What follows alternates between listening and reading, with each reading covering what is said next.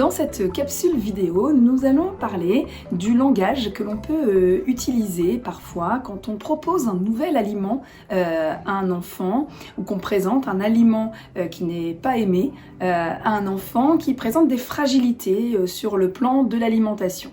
En effet, on peut parfois proposer un aliment et demander à l'enfant « Est-ce que tu aimes cet aliment ?» Si l'enfant nous répond « je n'aime pas cet aliment », eh bien d'emblée, on se ferme les portes de la découverte de celui-ci. Or, si on prend plutôt le problème à l'envers et qu'on demande à l'enfant eh bien de décrire l'aliment, à quoi cela te fait-il penser? Est-ce que tu penses que cet aliment est plutôt mou, plutôt dur? Est-ce qu'il a un goût salé, sucré, à ton avis? Comment tu pourrais le décrire? Avec quoi tu penses qu'il pourrait être associé pour que ce soit sympa de le découvrir? Eh bien, on amène plutôt l'enfant à décrire l'aliment, à réfléchir autour de cet aliment, plutôt que d'emblée à se fermer la porte du « j'aime, je n'aime pas ».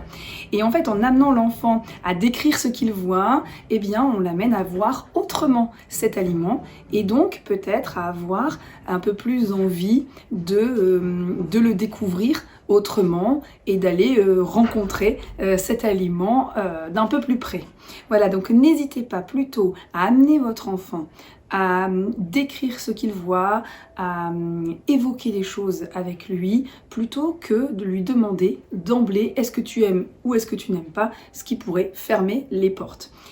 Cependant, si vous vous questionnez sur le développement alimentaire de votre enfant ou que vous vous inquiétez sur celui-ci, eh bien n'hésitez pas à en parler à votre médecin qui pourra vous prescrire un bilan orthophonique des troubles alimentaires pédiatriques.